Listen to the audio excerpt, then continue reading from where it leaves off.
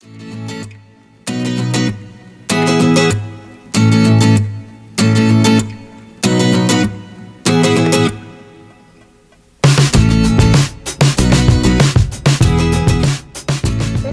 is a Professor of Midwifery. She's Discipline Leader and Associate Dean of Midwifery at the Western Sydney University. She's a prolific writer and a well-known national and international guest speaker. In 2019, Professor Dahlen was awarded a Member of the Order of Australia in the Queen's Birthday Honours List for her significant services to midwifery, nursing and medical education and research. And you've also been named in the Sydney Morning Herald's list of 100 people who change our city for the better, and as a leading science and knowledge thinker. And today we're very blessed to have you along. Thank you. Quite a list of achievements, and I've certainly been sent quite a few questions from people who are looking forward to hearing from you today. So let's just get in, let's dive in, because time is precious and I know that you've got other things going on too. So the first question that I think would be great to start off with is, certainly after reading your recent research paper, I felt that many pregnant women or families with newborns may feel a real sense of relief learning from your findings. What do you think are the most important messages that you want women and their partners to know? So just firstly, it was a conversation article which was pulling together all of the kind of guidelines and research around the world, rather than me having undertaken the research myself. Well, we are now doing some more research around COVID-19 and its impacts on women midwives and student midwives. So I guess the number one message is a reassuring one in a very non-reassuring environment. I mean, all of us are highly anxious. All of us are concerned about loved ones. We've never been here before in our lifetimes. So this is pretty huge for humanity. And I guess previously there will be in the back of people's memories, the memories of some of the other flu-like events that were really significant impact on humans, but also on pregnant women. So probably the one that everybody remembers the most is the Spanish flu. That really probably one of the worst epidemics we ever had. It was the Spanish flu, and that was 1918. And we know that the death rate was 2.6% in the general population. We know that for pregnant women it was around 37%. So that kind of sits in everybody's memory as a really, worrying thing. We know that the H1N1 pandemic, we know that women were 4 times more likely who were pregnant to come into hospital. And we know that with the SARS, previous SARS pandemic, that 33% of women who got that were pregnant needed to be ventilated. So at everybody's back of their mind is, am I going to be at greater risk? Well, we are not seeing this with COVID-19. So to date, things are reassuring. We, as far as I know up to this point, and again, everything I say today will have the caveat of it might be in tonight's news because things are moving so fast, but we have not seen any women die at this stage. We don't know what's unfolding in parts of the world. We know that women are equally likely as men to get COVID-19, the infection, but they seem to be manifesting it less seriously. So we know, for example, from China that 64% of those who died were men, compared to 36% being women. We know in Italy it was even higher. It was around 71% of men died compared to women. And so we're already saying there's a gender difference in this virus.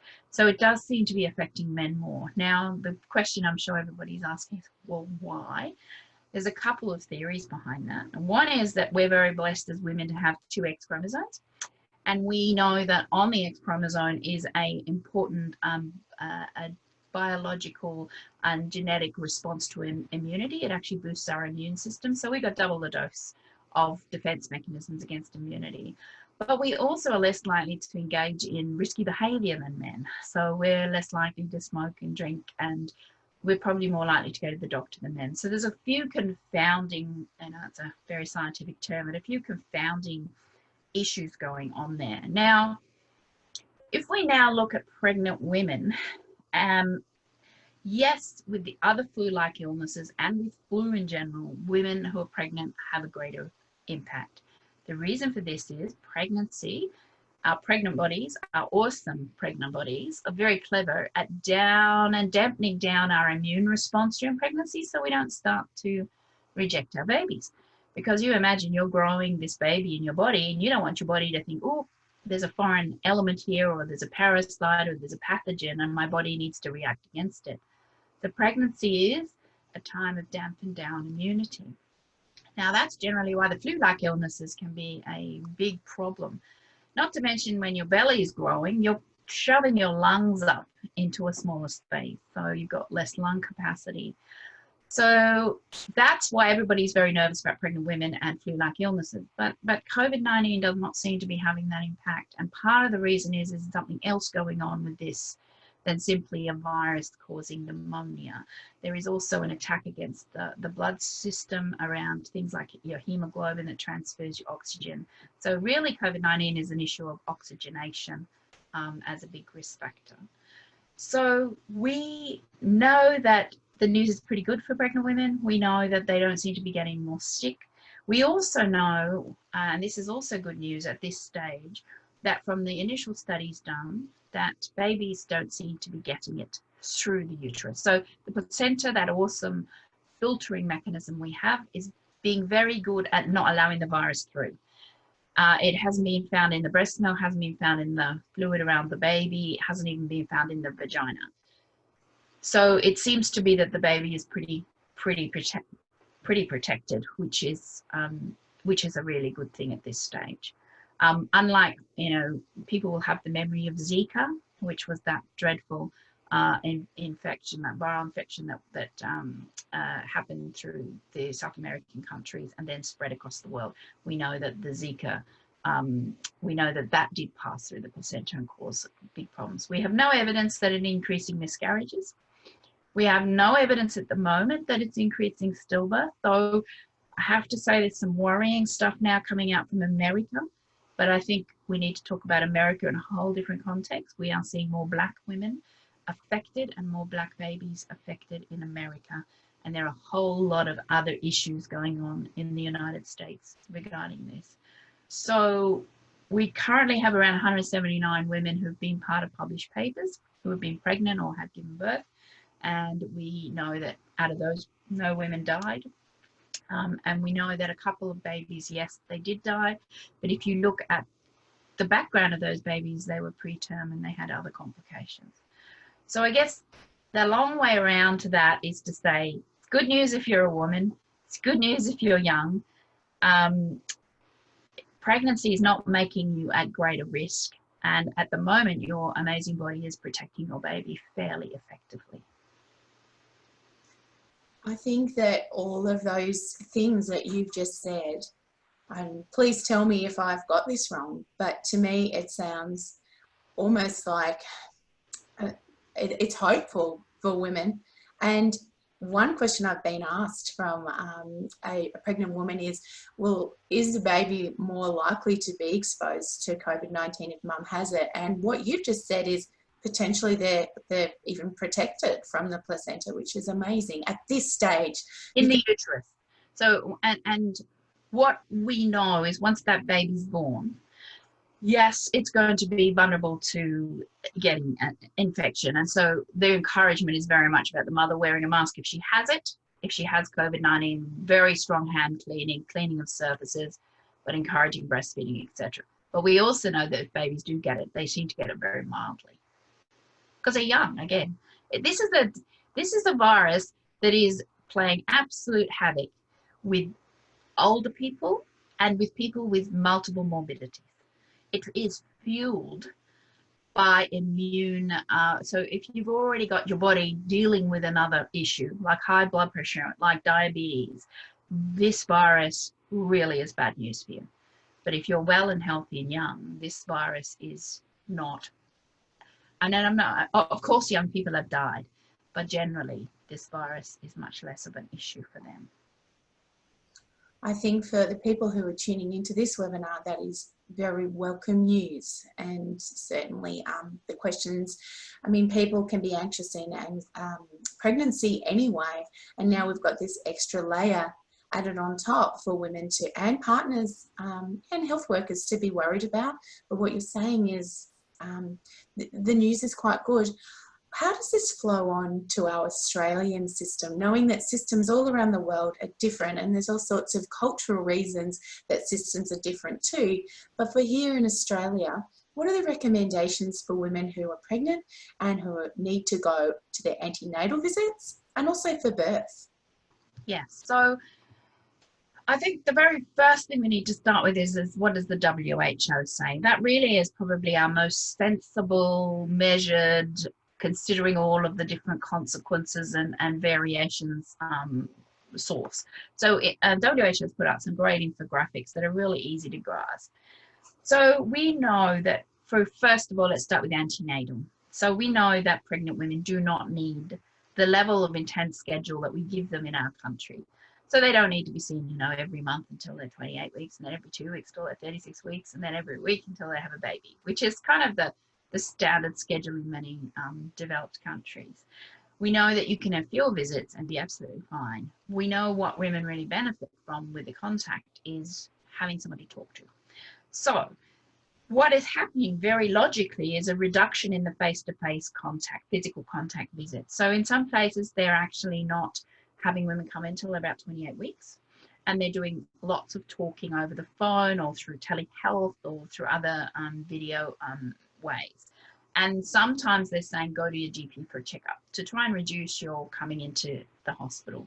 In other places, what I've heard midwives doing is they get women to come and sit in the car, and then when their appointment's ready, they give them a text and they go in, have the quick check, do all the talking beforehand, have the quick check, and then leave the hospital. So there's lots of different things happening. So what's important is that if you have any health problems, you may need to be seen more frequently. So that's antenatal care. Then we move on to labour and birth. Again, WHO has said that women have the right to support people, that women have the right to dignified care, that they should be encouraged to mobilise and have all of the standard care and approaches around birth. Now, having said that, we're seeing quite a variation in this. So we know that there are some private hospitals in Australia that are banning not only the partner, not only is for people, they're banning the partner. That is a very extreme measure, and it would be something that I would say has very little support. In New York recently, they did that. Now, I have to put a caveat around this to say New York is so significantly affected, far beyond any community in Australia. So you can understand their concern of just reducing any risk to the staff, to the women, to community. But after a huge online petition, that was reverted, and now partners are allowed to be present. So there is no evidence at all that you cannot take your partner in. Yeah, if you had a cast of thousands, that's not going to happen at this time, and that's sad, but we also need to try and find that balance. There is no evidence that you need to have a cesarean section. There is no evidence that you can't continue to labour and birth as normal. You may find that the staff are going to be wearing more masks and glasses and things as you get towards the end of labour and birth. That's just for protection. There is a little bit of debate going on at the moment about water birth, which is quite fascinating. So some places have banned water birth, and the reason behind that is that they're worried because we know feces, so the poo that sometimes women will have a little bit of a poo come out during labour and birth, that's a normal part of giving birth, and that can carry the virus. And so the concerns are the contamination of the water to both the baby and to the staff. But there's other places that are saying if you don't have COVID-19, absolutely, there's no indication not to have a water birth or use water. So there is variation going on. I kind of sit on the side of if you don't have any illnesses or haven't been in contact and not in self-isolation, then I think, you know, water birth's absolutely fine. There's also a little bit of controversy going on about gas and air with some places. I know Canada just basically ceased all gas and air during this time for women, and the reason behind that is they're concerned about it being the aerosol from the gas and air. However, it's not an aerosol medium. So what happens with gas and air? You breathe it in, you breathe it out. It's not like for example, a Ventolin, where you would be breathing out moisture and vapor. So actually, I don't understand the logic around gas in air, but some women will find some places are not allowing them to use it, or they're not allowing women who have COVID-19 to use it. So there are some of the little variations happening, but the bottom line is, yes, you will have a few less visits. Yes, you will have more contact on the phone. Don't go into hospital unless you need to get into hospital. When you're in hospital, you should be having the same kind of care and support that you would in a non-COVID-19 time. My advice to all women now is, if you've had a straightforward birth, get out of there. You know, 4 to 6 hours, make sure everything's fine, go home, make sure you've got a midwife who will be following you up with phone calls and also be able to visit you. Because what we're now learning from the Italian experience is that both health providers and the environment can be a transmitter of COVID-19.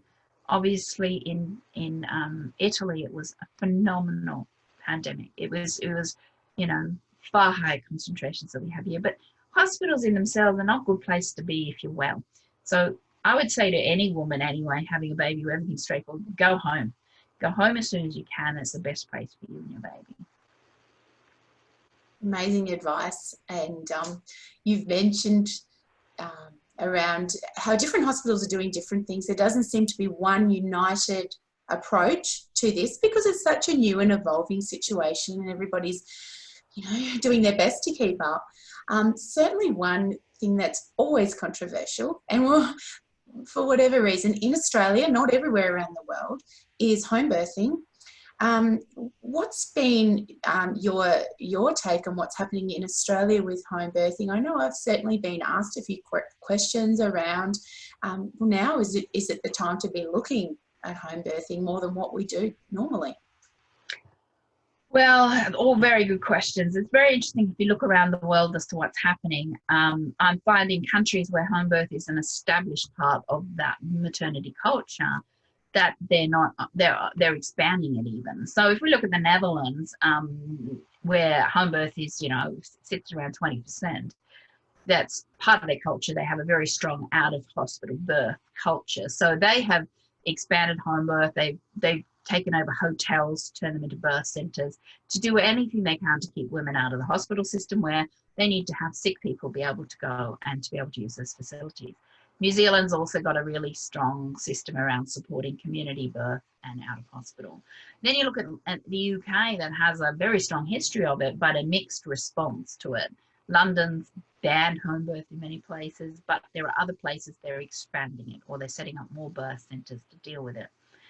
In Australia, we are amongst the group that are, you know, much less advanced or enlightened than the countries that provide women with many other options. So we have a very low home birth rate. We also have a huge amount of obstacles to home birth. So the reality is that there's around 14 to 17 publicly funded home birth programs around the nation. And those are home birth programs run out of hospitals. There's none in Tasmania, and there's none in Queensland to this date. Then we have private midwives, and then we have probably significantly under now, 200 private midwives to provide home birth services. So you can see you've already got a capacity problem. So we know there's been a huge influx of women wanting home births. There's been a big increase in inquiries to private midwives. And there's been a lot of chatter on home birth websites, etc., about planning free births if they can't access a home birth midwife. And so that's worrying for us.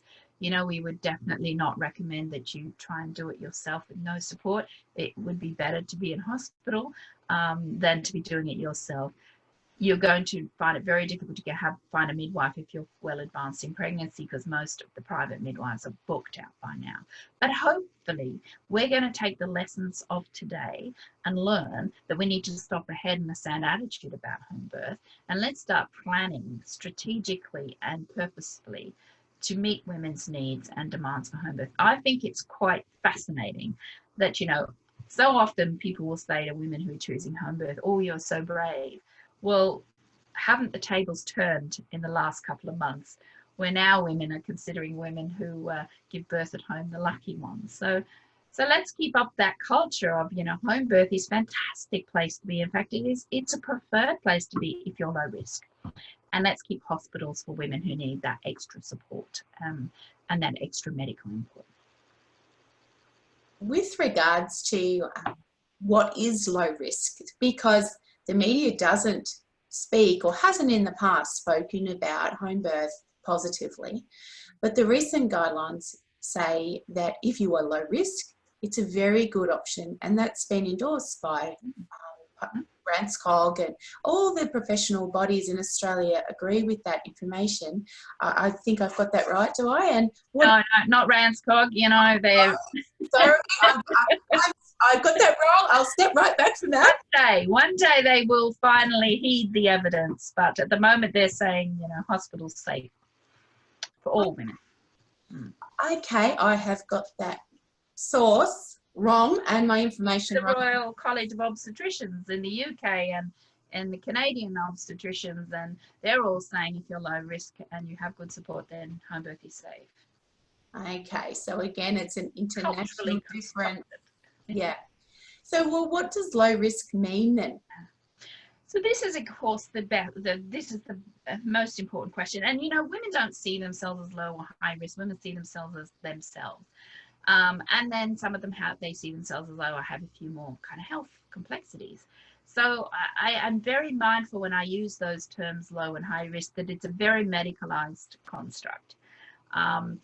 So this is the trick of the space. We have got public funded home birth programs which, are very low risk. You can't have had anything. You certainly can't have had diabetes or previous cesarean or any blood pressure issues, or, you virtually can't have sneezed in pregnancy or you're thrown out of the program. So that's one extreme, which is what happens when you bring something in that's controversial and then the health service takes it on and they go, we really don't want to stuff up, so we're going to make this very, very low risk. Then you've got private midwives who will do a lot more of what I think is the right kind of response, which is inform women about their risks, make recommendations as to the best place to birth.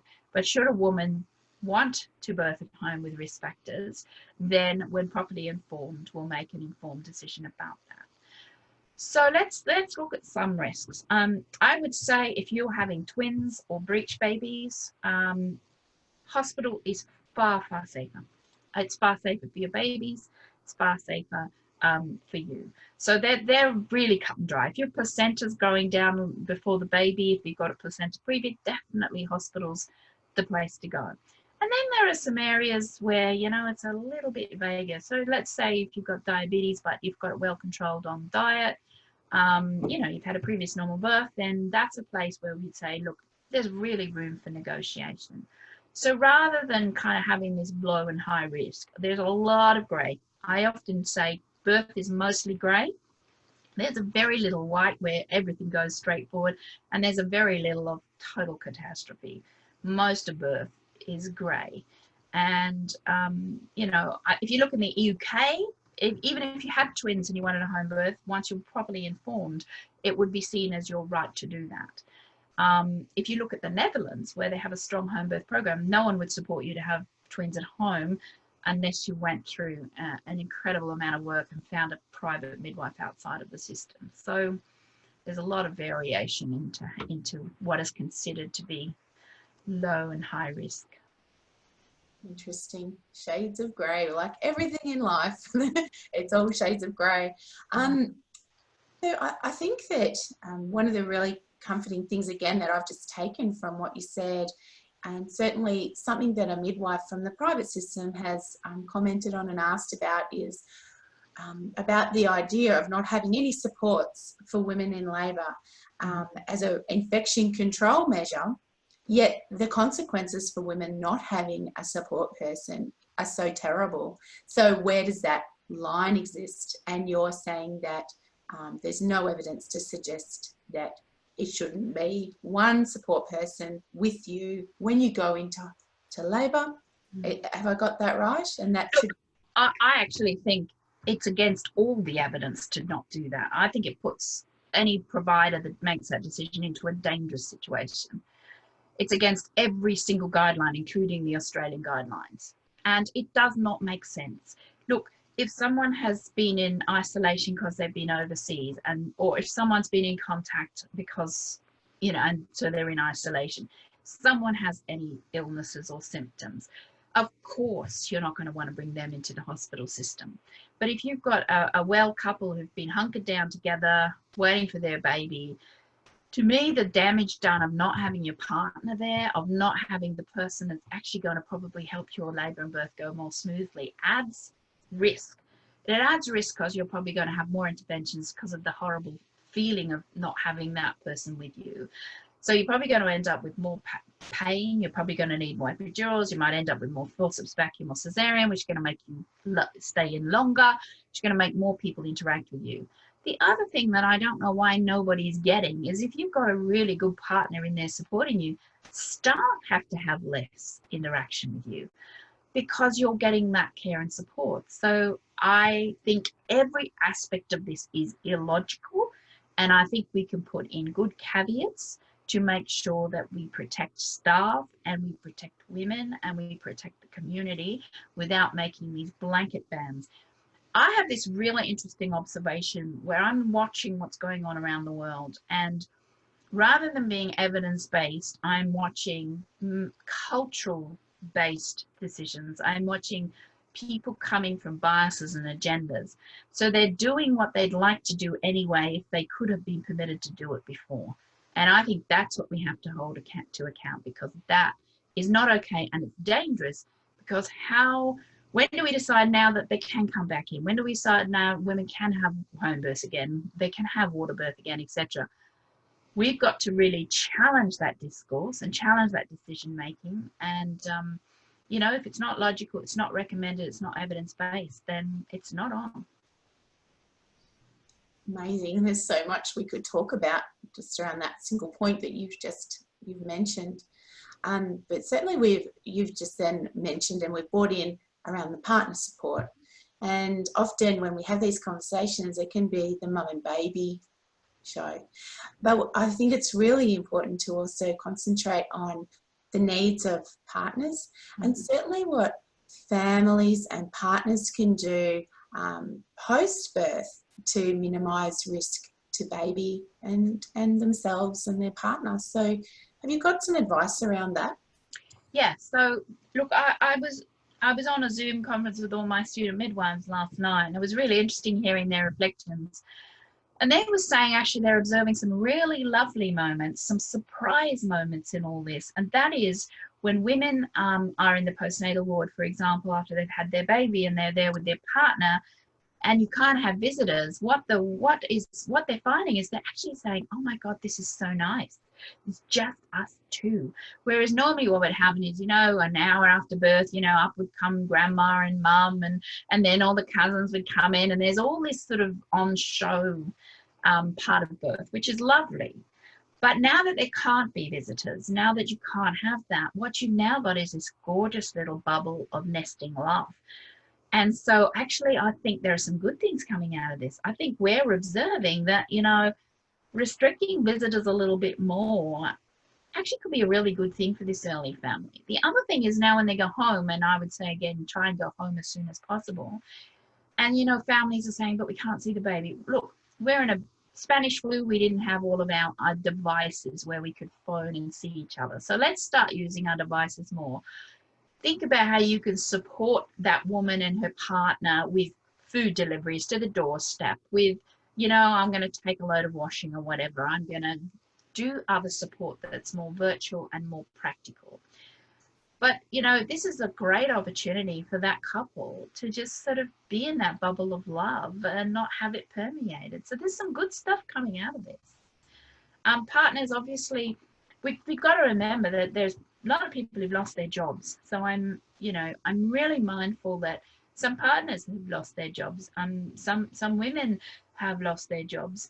Some people have rent and mortgages to pay, and now a new baby, and that's absolutely stressful. So probably the biggest thing we're going to be doing as health providers in a community is making sure people are psychologically, emotionally, supported, as well as doing that practical stuff, because the last thing you want is all the stress of that to be really destroying this magical first days and weeks of a new life.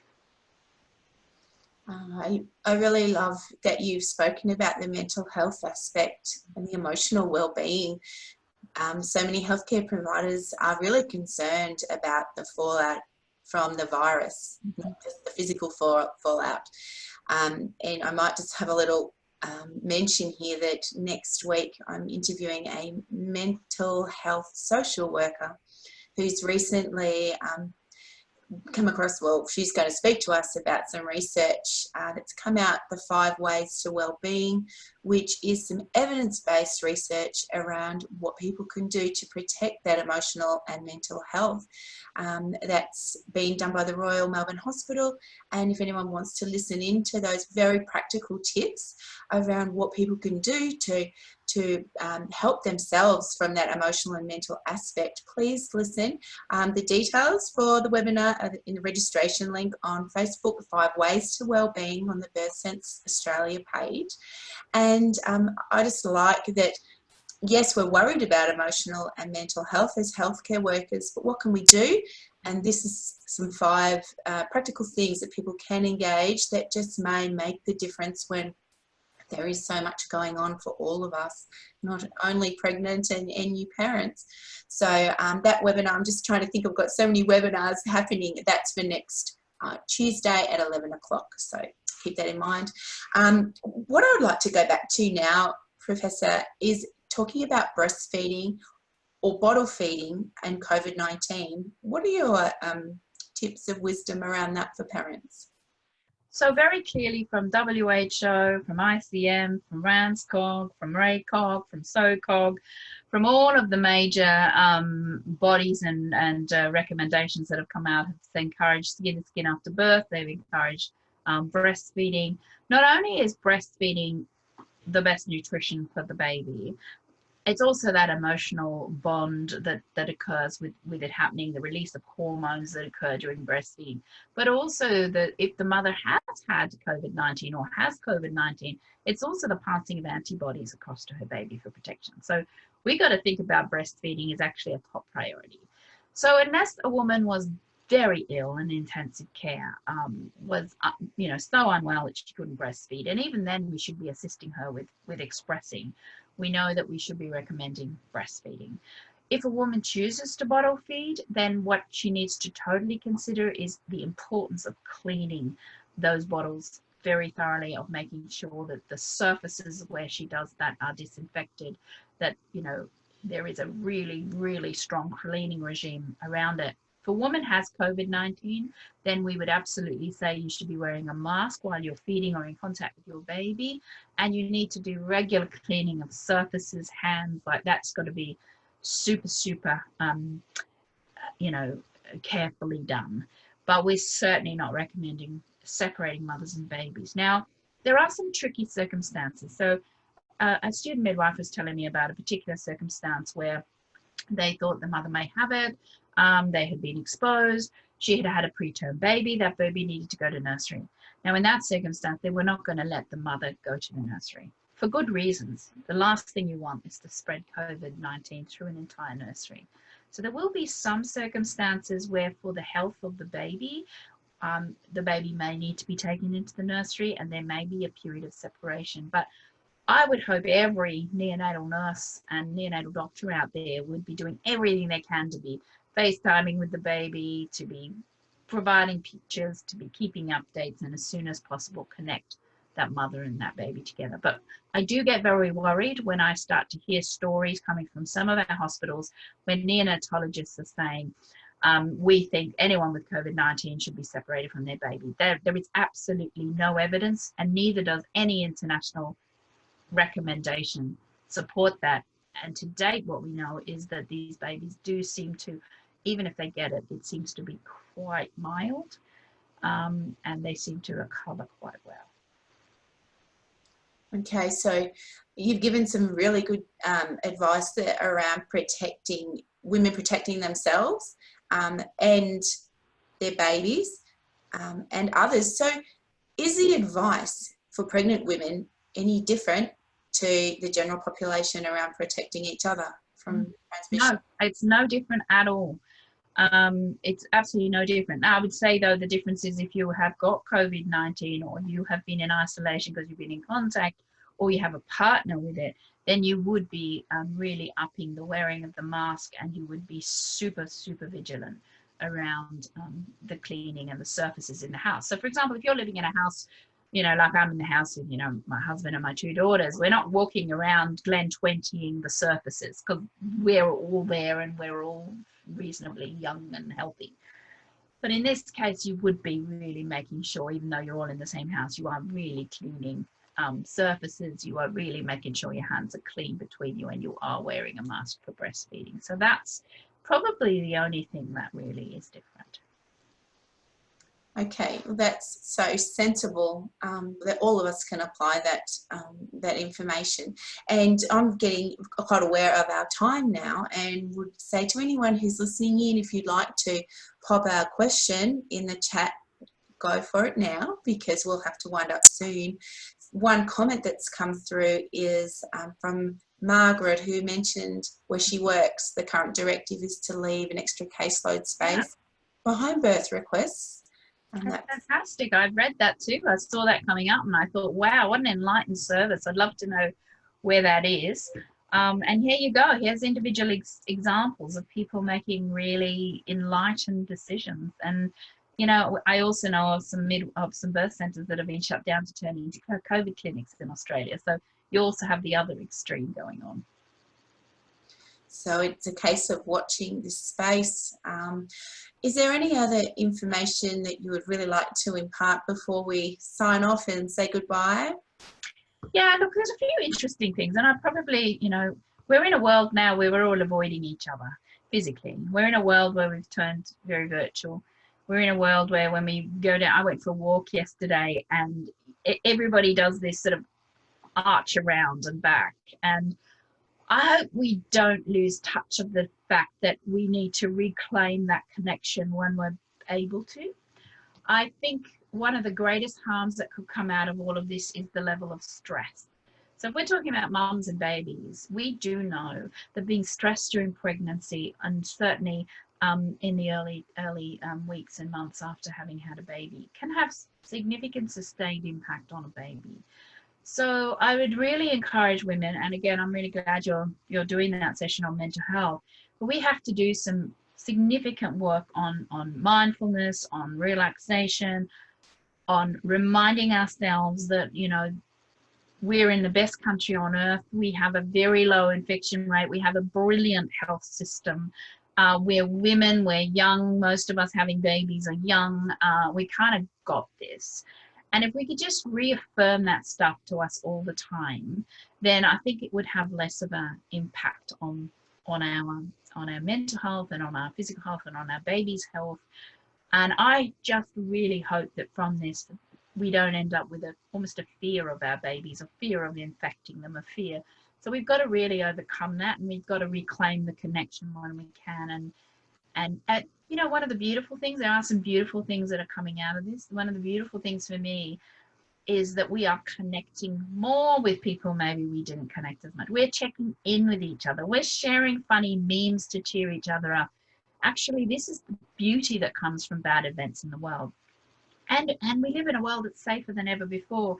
So we don't have the experiences that we had back in the 18th and 1900s when, you know, death was at our doorstep all the time. So let's also take the opportunities from this to become more thoughtful, wiser as a human race. That's what I hope comes out of this. So do I. I love that. It really is about humanity coming together. And it's funny what we can do when the chips are down, how we can rally, and we do. And I'm seeing it too in our community. And certainly one of the things that I'm doing here is I have an online program that I know that you're probably not familiar with what I do. But my program is around teaching parents mindfulness-based skills for pregnancy and birth, and we're offering that contribute what you can, because so many antenatal classes have been cancelled, and that can cause a lot of stress too, is not having access to that skills-based and evidence-based information. So please pop over, and people can purchase the course for as low as $1. I just want people to know that there's some education out there that they can access before their birth for their pregnancy. We've had a couple of questions come in. I can see that you will see some of them, and they're starting to come in quite thick and fast. Yeah, some good ones there.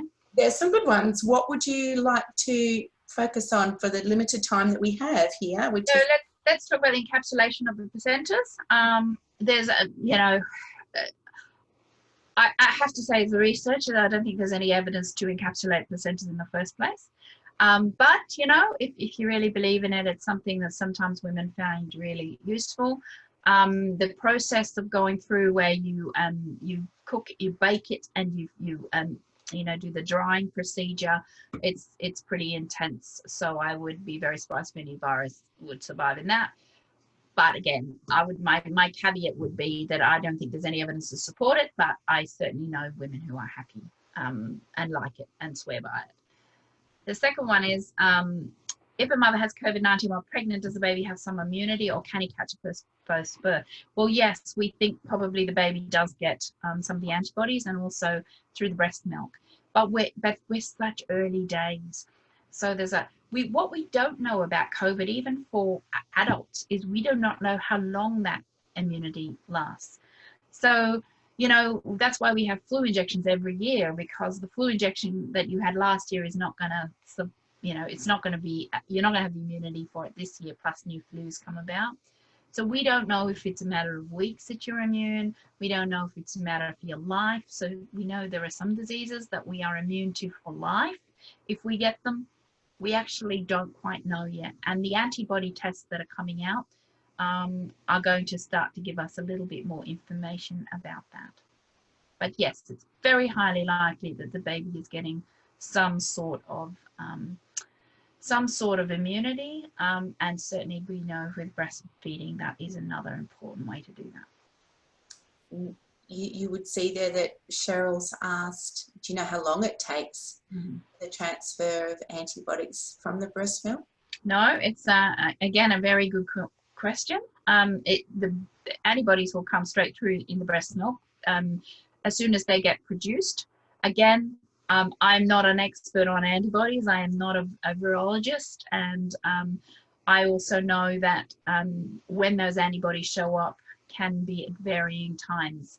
So I'm not going to give you a firm answer on that, except to say there are multiple things about breast milk that are good, not just antibodies. The other thing that's amazing about breast milk is that it feeds the good bacteria in the baby's gut.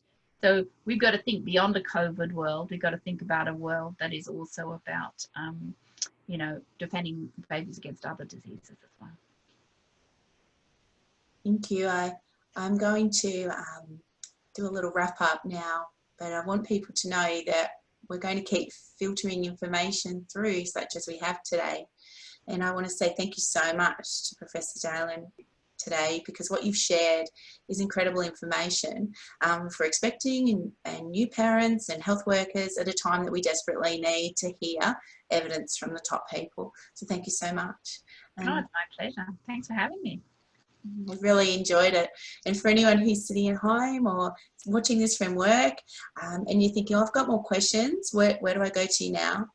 Well, we do have some pretty great free call services in Australia that you can head to, and often chatting on the phone is a good place to start. We've got, for example, the COVID hotline, and we've popped that on our handy contacts page that people can ring and ask questions. I would also say to head to Professor Dahlen's paper that we have popped up on our blog that is on our the Birth Sense Australia website, and many of the links that you've spoken about today, Professor Dahlen, are listed in your conversation paper, and all hyperlinks to the World Health Organization and all those peak bodies that you've spoken about are within your paper, and people can head there to read more and read what you've written about that conversation piece, which is such great practical tips for everyone. And certainly too, we'd say if you're looking for some mental health support, we love PANDA, the national peak body for perinatal anxiety and depression in Australia. And the details are also on our handy contacts page for PANDA. So look, I think that what we're trying to do here is build a library for people on our YouTube channel that's free, and it's all evidence-based. We're calling the series Interviews with Experts and Friends, and where we aim to get all the right information out there to you. And once again, Professor, thank you so much. And I hope we've shared something today that makes the world just a little bit better by relieving some of the anxiety that's being felt by those parents and their loved ones who are expecting a baby or looking after a newborn. So take care of you. Thank you again, and be in touch. Bye. Bye.